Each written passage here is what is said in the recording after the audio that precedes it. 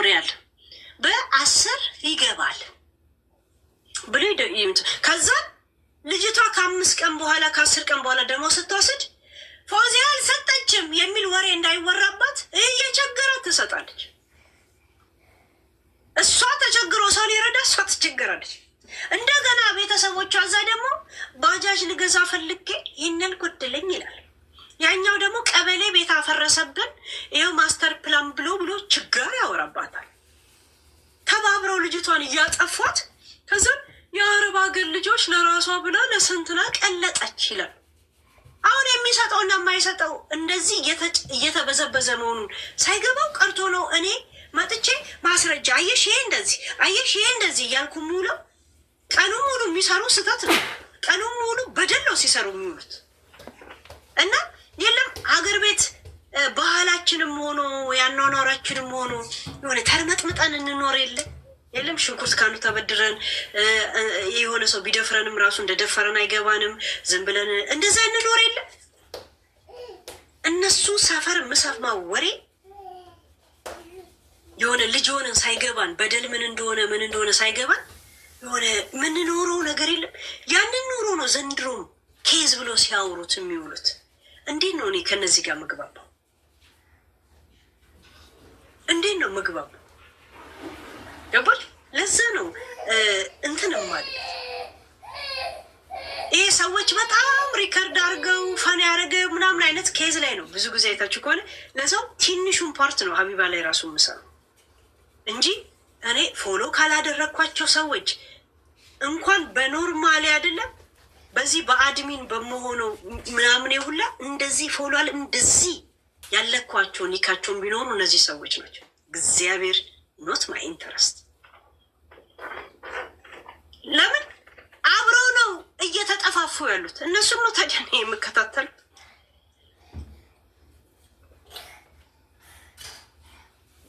አምጭና አዝረክሪኪን ካላችሁ ሰው ብቻውን አይደለም የሆነ ሰፈር የሚወለደው እዚህ ምድር ላይ የሚወለደው። ጎረቤት አለ፣ አብሬ ተማርከዋለ፣ ምን ያልከዋለ፣ የተናደደባለ ምን አለ፣ እህት ትኖራለች የምትናደድብ፣ ወንድም ይኖራል፣ ያጎት ልጅ ያክስት ልጅ ምናምን ትኖራለች። እነሱ ናቸው እኮ መጥተው ስላንተ የሚያወሩ፣ ለሌላ ሰው እኮ አይደለም። ከነ ማስረጃ ይልኩላል። ሌላ ነገር እኮ አለ። ኢንሳይደር ወይ ስላንተ አውቃለሁ ለማለት እኮ ያንተ ዘመድ ነው እኮ ኢንፎርሜሽን የሚልከው፣ ሌላ እንኳ አይደለም።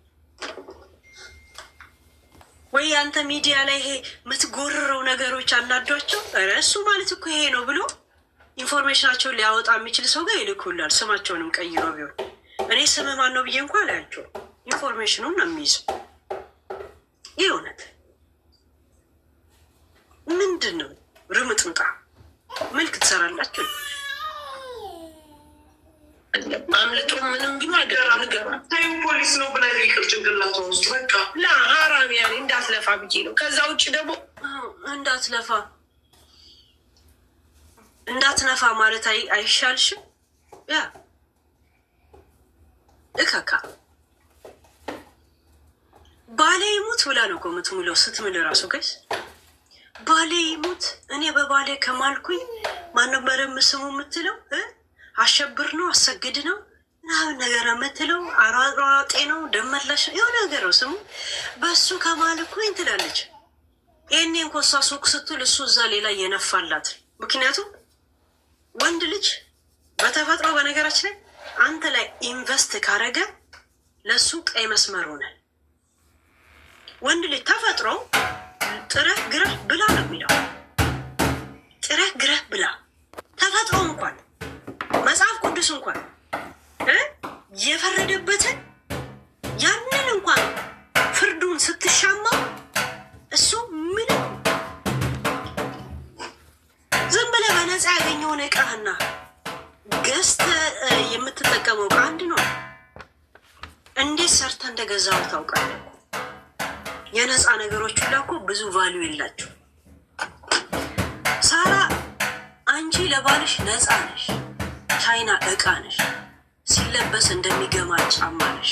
የእውነት ልንገርሽ፣ ይሄ አንቺ ፈልገሽ አይደለም።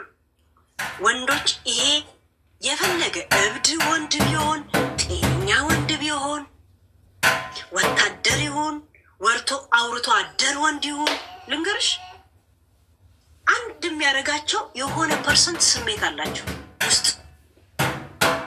ከዛ ውስጥ አንዱ የለፉበት ነገር ላይ በጣም ባሉ ይሰጣሉ። ባልሽ ተለፍቶበት እንጂ ለፍቶብሽ አያውቅም። ዛት ሚንስ ያንቺ ጉልት ምንም አይታየም። ዛሴት ብርሽን ተማምኖ ከአንቺ ጋር የሚኖር ወንድ፣ በሃይማኖት ምክንያት ይዞሽ የሚኖር ወንድ መቼ እንደ መስጥ በልቶሽ ትቶሽ እንደሚሄድ አታውቂ። እርግጠኛ አይደለሽም። እኔን ፈልጎ ነው ብሬን ፈልጎ ነው የሚለው ነገር መልሱ አይመለስልሽም። ገብቶሻል? ያ ውጭ ሀገር ለመውጣት እና ጭራሽ እንደዚህ ቅምጥ ሆኖ አልጋ ላይ እንዲህ ተንደላቆ ሊተኛ አይደለም። በጠለም ምክንያት በነ ሙኒት እየመጣ ቀኑ ሙሉ አሸዋና ሲሚንቶ ሲያቦካ የሚውልም አለ አይደለ እንዴ? ይሄ ሁላ እንኮ ጥረት ውጭ ሀገር ለመውጣት ነው። ውጭ ሀገር በሉት ይኸው ዱባይ ማለት እናንተ እንደዚህ ልትጫወቱባትና ልትቀጠቀጧት ከሀገር ለመውጣት አይደለ እንዴ? እንደዚህ የሙኒት የዚች የእብድ ልቃሚ ካሻኮራም አቢሿም የሆነ ሴትዮ ቤት የማይረባ ዩኒፎርም ለብሰው እንደዛ ከንፈራቸው ደርቀው ሲንቀሳቀሱ የሚውሉት እንኳን መጥቶ ናንፋይን ብቻ ከዛን ተኛ የሚል አይነት ላይፍ ተሰጥቶት አይደለም። ገብቶሻል? ዛሴ እሱ አምጥቶሽ ቢሆን ኖሮ ሞር ቴኬር ያደረግሽ ነበር። በላሽ እንዴ የትነሽ እንዴ ምናምን እያለ የሚጠይቅሽ እሱ ነው። አንቺስ ድግስ ቤት ስትጠሪ እኮ ዳቦ ተቆርጦ ሲሰጥሽ አንድ ቁርጥ ደግሞ ለባሌ ብለሽ በፌስታል ይዘሽ እኮ የምትገቢ ሰው ነሽ እኮ እንጂ ጋዴ ምሽት ፊቱ ላይ ዱቄት ነው የምደፋበት እንጂ እኔ እንኳን ለባሌ ብዬ እዚህ ውስጥ ውሽቅ አርጋ ይዛ ትሄዳለች። ግን ኬክ ሲሰጣት አንድ ማንኪያ ላው ላይ ትበላና ሌላው ቴካዌ እንትን የለሽም እንዴ ፕላስቲክ ብላ በፕላስቲክ አጣጥፋ ይኸው ከሰርግ ቦታ ያመጣውልህ ብላ ይዛ ትሄዳለች። በየአይነቱ ሲቀርብ ብላ ትንሽ ከላው ላይ ትቀምሰ ከባሌ ጋር ነው የምበላው ብላ በጥቁር ፌስታል ሲጀመር ከቤትም ስትወጣ ቦርሳ ውስጥ ጥቁር ፌስታል ኩርቱ ምናምን ይዛ ነው የምትሄደው። ከዛ ና እንብላ ባሌ ትለዋለች። ጠንያ የባል ጠን ያለብሽ የእውነት ካላገባሽ ትሞቻለሽ የሚል ዶክተር ጽፎልሽ ነበር እንዴ? እውነት ጠኔው በጣም እዝጋ ሲቃለቆብሽ ነበር እንዴ?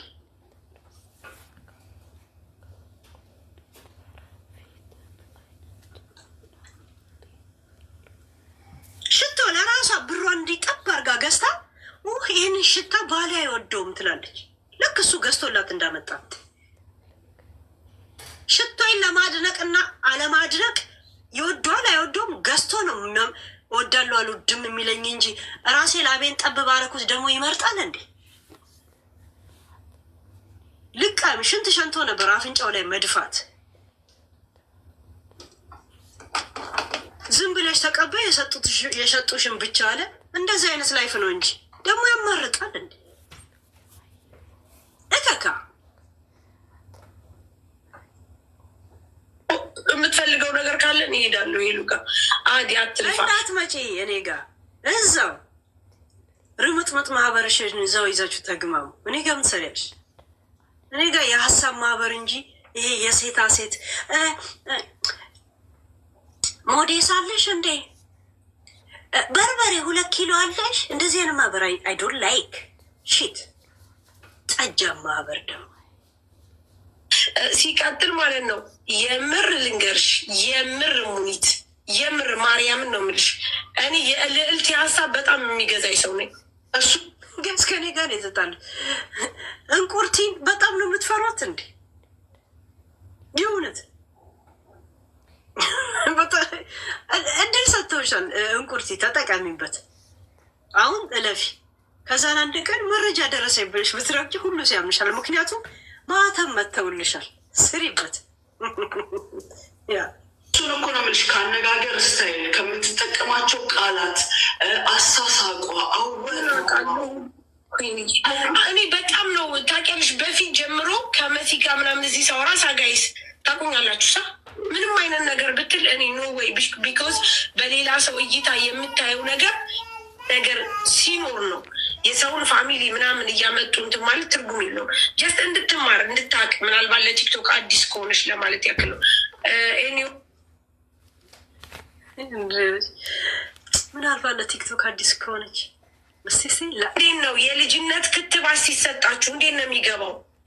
በጣም ያንሰቀስቃል። እንደዛ ጫቅ ነው የምታደርግላችሁ በስ ከዛ በኋላ ህመም የምሬን እዩዋት አነጋገሯል። አጮም ሳገር ትርጉም ያለው ንግግር ነው የምትናገረው። እቺ ትባገር ዲካፏ የሚወጣው በጣም ክፍታፍ ናት። አላውቃትም አልሽ ምናምን አልሽ። አሁን ግን እንዴት እንደምታወራ አይተሻታል። በጣም ክፍታፍ ናት፣ እንደዚህ ናት። ስለ እሷ አታወራም አልሽ። ስለ እኔ ታሪክ እኮ አንቺ ነሽ እንደውም ለእኔ መንገር ያለብሽ። እሺ ይሄ ነው አታስመስሉ እምላችሁ። ገብቶሻል? ባር እየዋላችሁ እየሰከራችሁ እየተነፋችሁ ትመጡና ከዛ ልክ ሰግዶ እንደተነሳ ብጤ አስታፍሩላ ላዚም አይነት አክት እንዳትሰሩ። ገባችሁ? እንዳትሰሩ። ልክ ከሲጃጁ አሁን እየተነሳ እንዳለ ሰው ብጤ የለም መልክ እንዳትሰሩ አትበሉ። እሺ ቡና ቤት ነበርክ። ሌባ ማንን ይጠላል ቢባል ፖሊስን የሚያሳድደው እዛ ሴት። የኔና የእናንተ ልዩነት ይሄ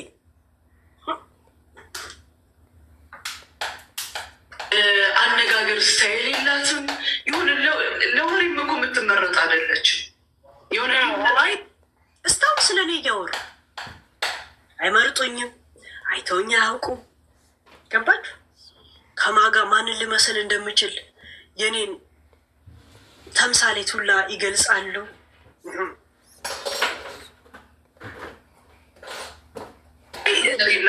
መደበሪያ ናት።